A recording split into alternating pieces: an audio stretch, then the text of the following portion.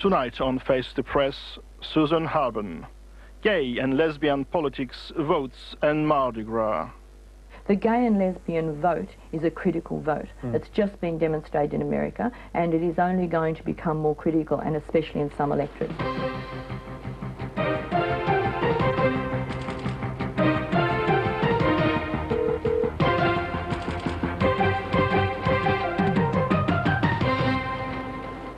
Hello, I'm Helen Vatsikopoulos.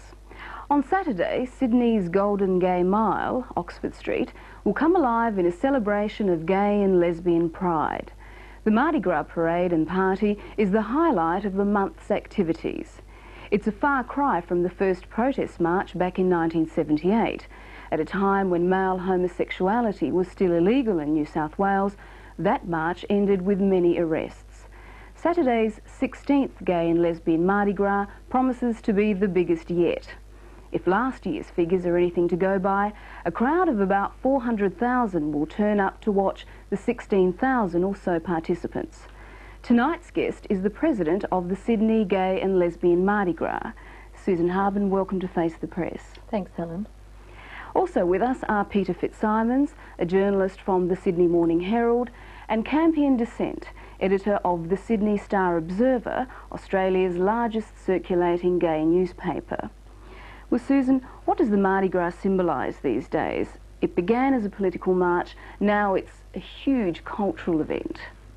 I think primarily Mardi Gras symbolises celebration, that is the celebration of lesbians and gay men in who they are, in their culture, in our community, and certainly it symbolises pride. Do you think it has any sort of follow-on effect in the general community? You have said before it's not about acceptance. What does it achieve in terms of the straight community? Well, I think that, I have said before it's not about acceptability. What I mean with that is that we actually don't, Mardi Gras doesn't happen to gain acceptability. I think acceptability has come in some degree as a byproduct of that. And so in that way, Mardi Gras has had impact on the world at large, I think. Hasn't it moved beyond acceptability that you just inundated with straights that are everywhere? Why has it been like that? Why has it been so extraordinarily successful? Well, the success of Mardi Gras can be framed within, there are many ways to look at the success of Mardi Gras. We see it as successful for a whole range of reasons, because for us, Mardi Gras is a time of celebration, and much of our lives is spent with people telling us we should hide away, we're all right as long as we do it over there, or we should actually keep to ourselves.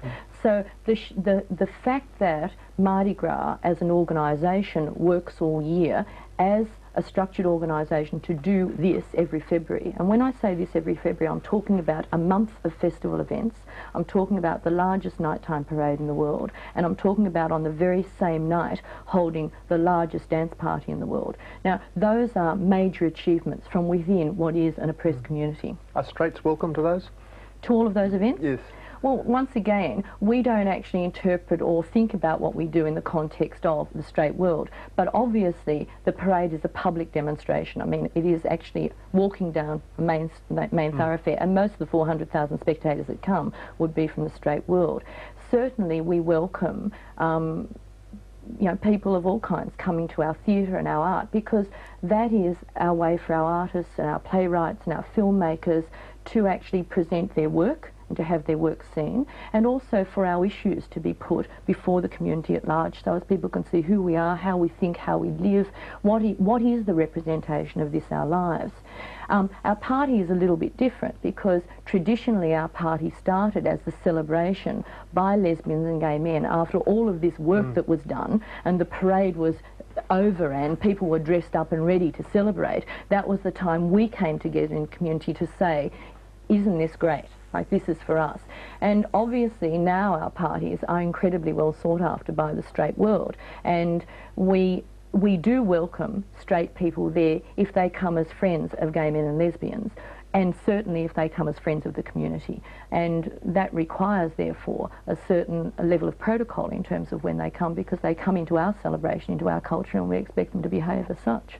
Do you think that it might be negative in some senses, in that the clothes are very provocative, they're very sexual, and every year you can be sure that the Reverend Fred Nile will get out there and say this is disgusting. you have 550 marshals on the night. That's like an army. Is this to protect everyone? Can you see that it will be negative and attract some people who might want to come in and have a go? I think that's true, but I think the overall feeling on Mardi Gras night is one of very, very high excitement and a great deal of looking forward to seeing what this will be, and a great deal of sort of goodwill. I do think that's the case. There are people out there who are homophobic. There is no doubt about that. We do everything possible, and indeed have been very successful in working closely with police and security, and of course within our own organisation, to protect the event, to protect our own community, and to protect the community at large. And we take very seriously that duty of care for our own community and for others. You know. But I mean, if I can just add to the issue about the provocation, I mean, yes, it is provocative, but I'd just like to say, to breathe as a lesbian is actually provocative.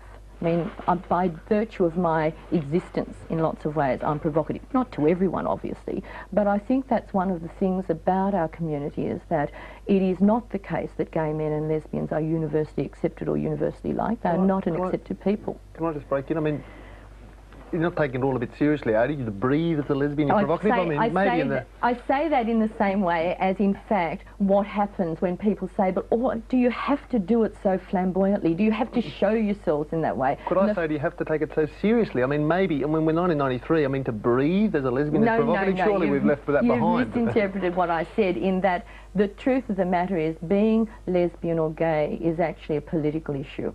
They are a group of people who in fact live with very serious issues. For instance, homophobia is alive and well. There are people out there who do not like, nor do they like gay men and lesbians, and in fact don't think they're normal, and think they're abnormal enough to be wiped off the face of the earth. And that's a serious issue. That's a political issue. And so it's all very well for you to sit and say, isn't that taking it a bit seriously? You bet. We do take it seriously. No, but I'm not. That's I don't mean to. Also, should we point out here that you talked about the fact that there isn't perhaps violence on the night, which there certainly isn't because of the large amount of cooperation. But what I'd like to know is, in January and February, historically, it has the highest incidence of violence against gay men and lesbians. Now, does Mardi Gras aggravate that situation? I think that one of the things that happens is, as the prominence of this community rises, there most certainly is, in lots of quarters, an equal rising of people who in fact do not believe that we should be there in the numbers we are and with the visibility we are. I mean, I may be, again, mistaken, but I have the impression, as a person on the street, that used to be a very controversial thing. Now, most of Sydney's surely behind it. I mean, are there really people? I mean, of course, we've got Fred, who'll say, no, but I mean, it's surely been fairly well accepted, and everybody's happy. I mean, Mardi Gras. Am I being ludicrous? Mardi Gras. Yeah. I think Mardi Gras is fairly well accepted. Part of the mainstream now. No, it's not part of the mainstream. Most certainly is not part of the mainstream. But it is accepted because I think people do want to come out in the streets. They enjoy the colour, they enjoy the play. But I think that underneath that, there are very serious messages about what's being said. We happen to claim that space for us to celebrate.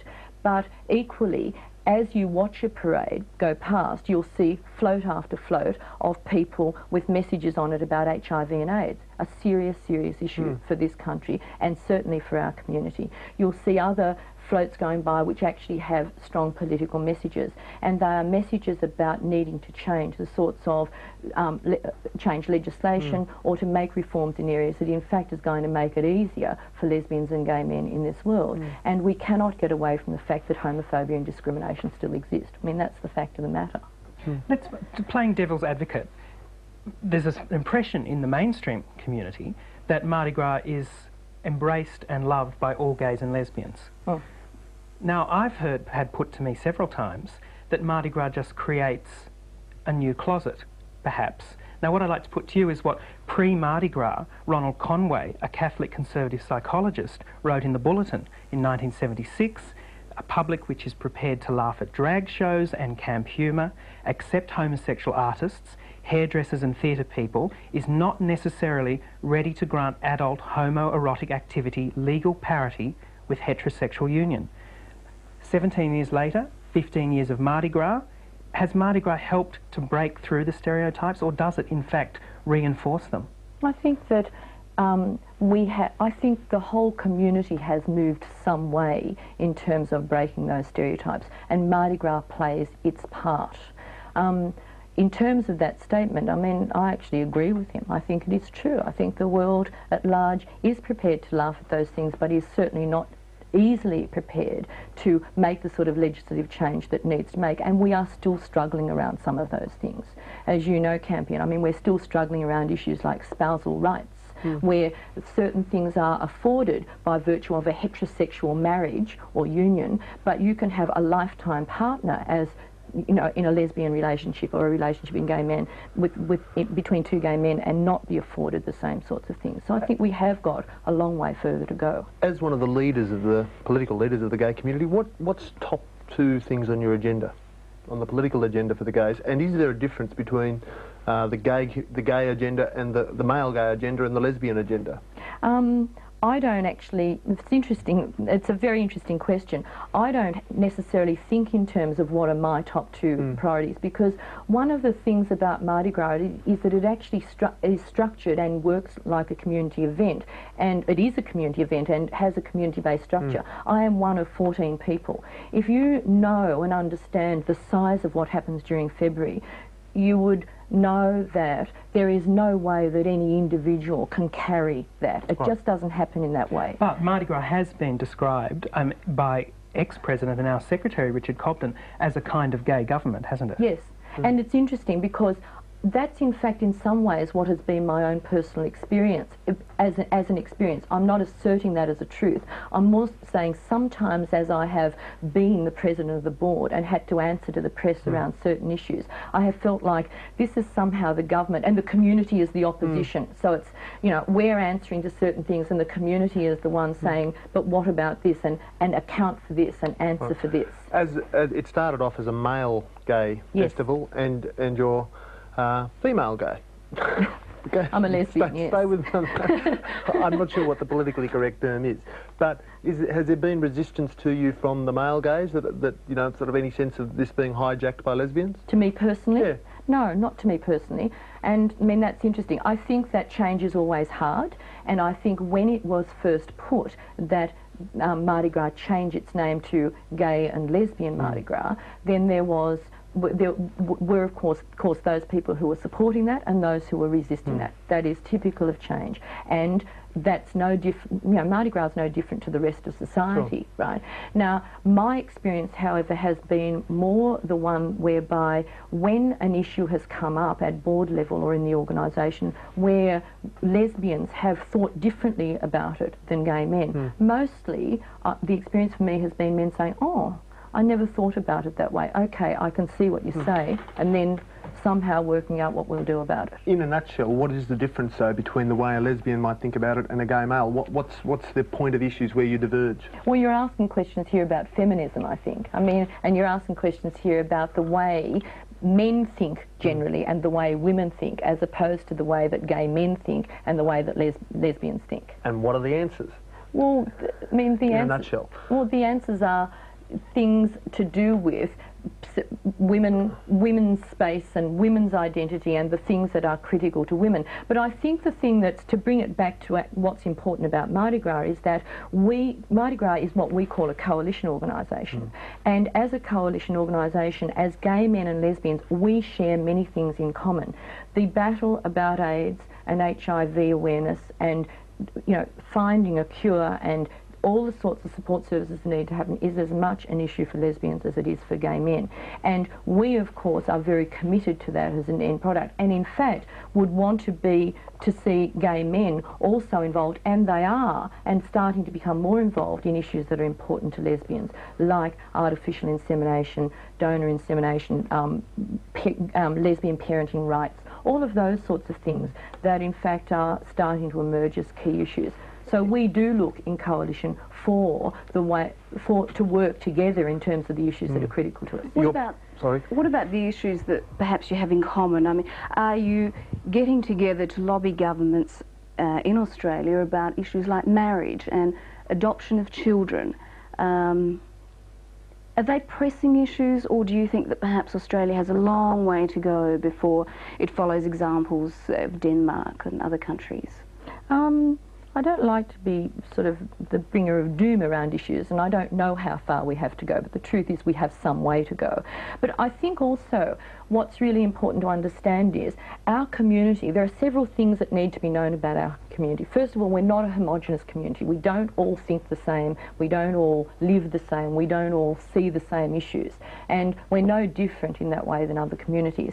And in the community, there are many, many community organisations that exist for certain purposes. So, for instance, the Gay and Lesbian Rights Lobby is the community organisation, once again elected out of the grassroots of the community, that does and leads most of our political lobbying. Then, of course, you have other community-based organisations that exist to lead the way around AIDS and HIV awareness. Mardi Gras, in talking about Mardi Gras' role, is that our focus, as we said, is one about cultural development, an artistic expression of who we are. And we are the ones that, in fact, make our political statements more through our the arts and cultural development. So, right, a couple of years ago, an argument came up in the mainstream press, which was picked up by the gay press, about the Mardi Gras festival being a sheltered workshop for the second rate, and that was much debated around. I mean, how do you respond to that criticism of the festival? I think that one of the difficulties about holding a gay and lesbian festival is that we're trying to overcome is that we get to deal with, and that is that many lesbians and gay men who are artists, either as visual artists or playwrights or filmmakers, find it very, very difficult to get work, and so often are less experienced or don't have the experience needed.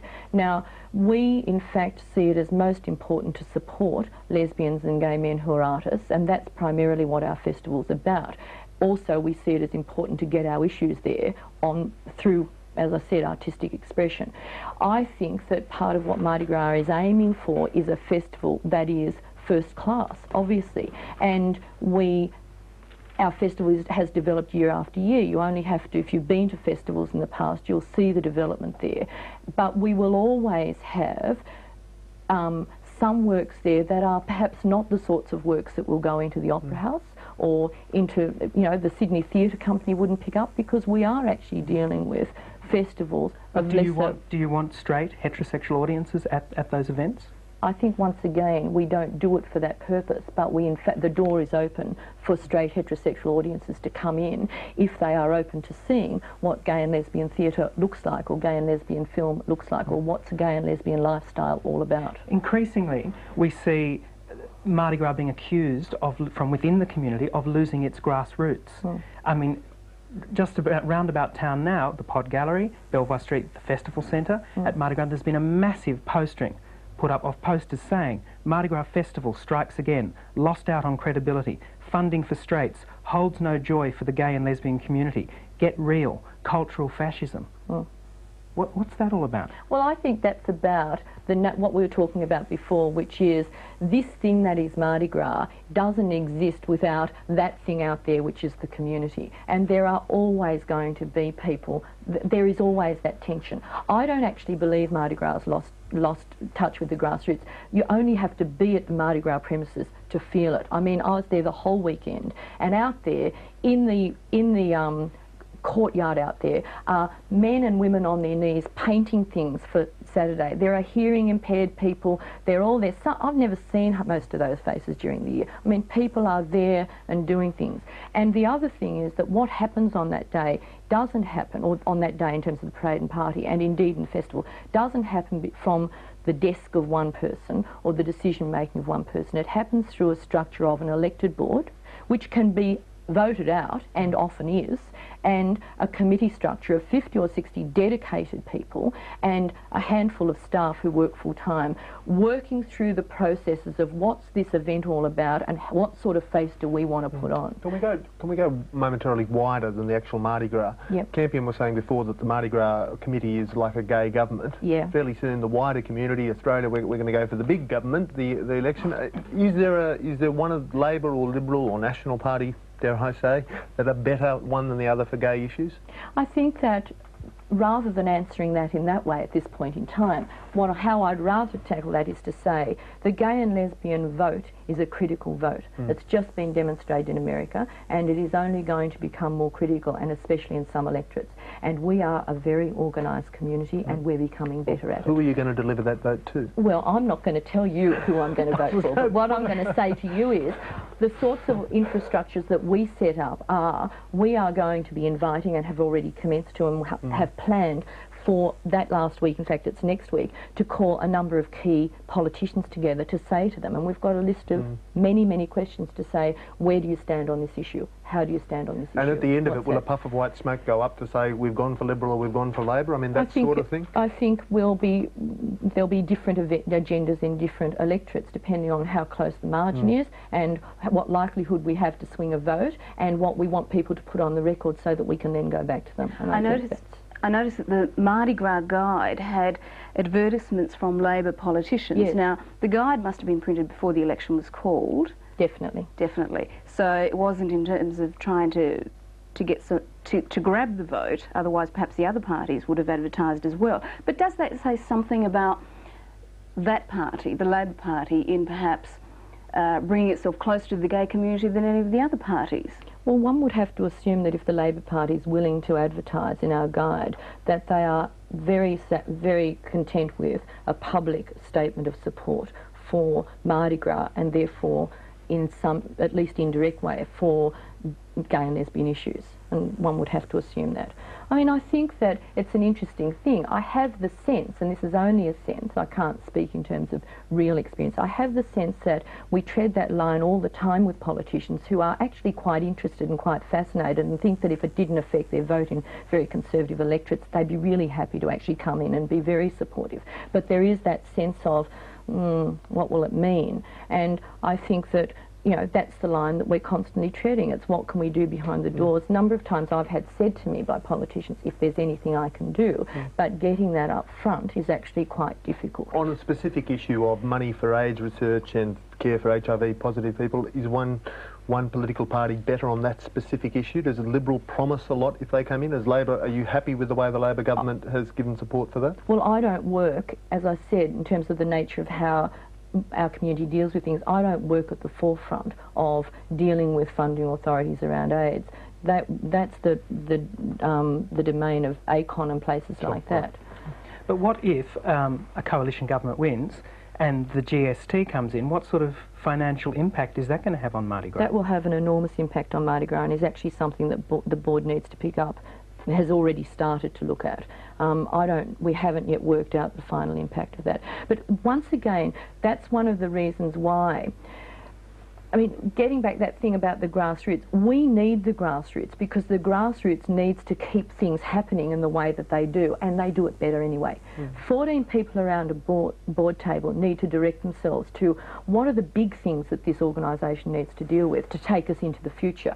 The GST and our funding base is clearly one of them because we are now dependent solely for funding on the income from 2 dance parties. I mean, I don't know whether you're aware, but our funding turnover is about $1.8 million a year. We spend that much and we get that much in. I must be missing something here. Where does the GST really come into the organisation of the Mardi Gras? In terms of like impacting on tax and taxable income, and because what will happen to our income base in terms of GST, because we actually sell party tickets and you have to whack 15%. We'll have to whack 15% and the community would never actually wear a 15% pay rise for a party ticket. And what does that mean? And we are dependent upon that $50 party ticket for our, you know, surely though that in the whole role of all the other political issues, GST on the effect on that is not going to be really big, is it?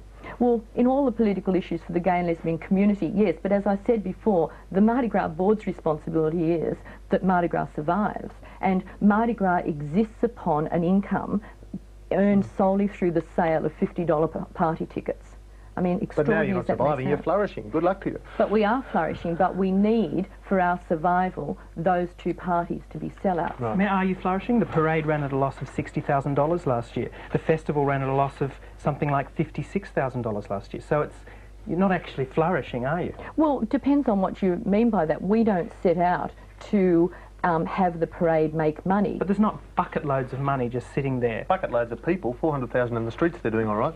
400,000 in the streets. That's about how you look at success. But there's no government funding. No, at there all. is not a cent of government funding. But once again, it's about how you look at success. We know we have to spend money to make Mardi Gras work. We do that. We have a funding base and we put it back into the community. We flourish because we every year come back again. We are a strong, vital, healthy community, and every year we demonstrate that. We put on events of magnitude that this city has never seen, and we do it all from our own resources. That is an extraordinary achievement, and our flourishing is demonstrated by the celebration that you see. Yes, we don't have buckets of money. What's more, we don't have people the governments that very easily give us money. We put in for South Sydney Council to give us $11,000 to pay for street cleaning, and they came back and said, we know you're very important and we'll give you $6. Thank you, that's very, very nice, but it's hardly a major contribution to what is the major event that happens in that municipality. Susan, we have to leave it there. Thank you very much for joining us tonight. Thank you, Helen, it's been most enjoyable. And thank you to Campion and Peter. And thank you for joining us. Until next week, have a good night.